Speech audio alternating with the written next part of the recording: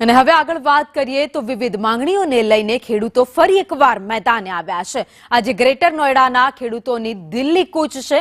હાઈવેની જમીનોનું વળતર લેવા માટે હવે ખેડૂતો દિલ્હી કૂચ કરશે। સર્કલ રેટ સહિતની માંગો 10 થી વધુ માંગણીઓ સાથે ખેડૂતો દિલ્હી કૂચ કરવાના છે। બપોરે 12 વાગ્યાથી ખેડૂતોનો જમાવડો શરૂ થઈ જશે। ત્યારબાદ ખેડૂતો દિલ્હી તરફ આગળ વધશે। ખેડૂતોની માર્ચને જોતા દિલ્હીમાં મોટા પાયે બેરિકેડિંગ પણ કરવામાં આવ્યું છે। અનેક રસ્તાઓ પર ડાયવર્ઝન પણ અપાયા છે। તો હરિયાણા પંજાબના ખેડૂતો 6 ડિસેમ્બરે કૂચ કરવાના છે। તો સંયુક્ત કિસાન મોરચા કિસાન મજદૂર મોરચાની આગેવાની હેઠળ આખું આંદોલન કરવામાં આવશે અને પોતાની અલગ અલગ માંગને લઈને તેઓ સરકાર તરફ પોતાની માંગ રજૂ કરવા માટે દિલ્હી કૂચ કરવાના છે।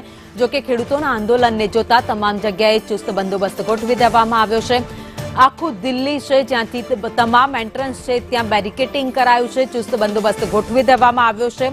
શંભુ અને ખનોરી બોર્ડર પર ખેડૂતો ધરણા કરી રહ્યા છે। તો 293 દિવસથી ખેડૂતોનું આંદોલન ચાલી રહ્યું છે। જો કે આજે હવે તેઓ નોઈડાથી દિલ્હી જશે અને રજૂઆત કરશે, પરંતુ દિલ્હી પહોંચે તે પહેલા જ આખું દિલ્હી છે પોલીસ છાવણીમાં ફેરાઈ ગયું છે। તમામ જગ્યાએ ચુસ્ત બંદોબસ્ત ગોઠવી દેવામાં આવ્યો છે।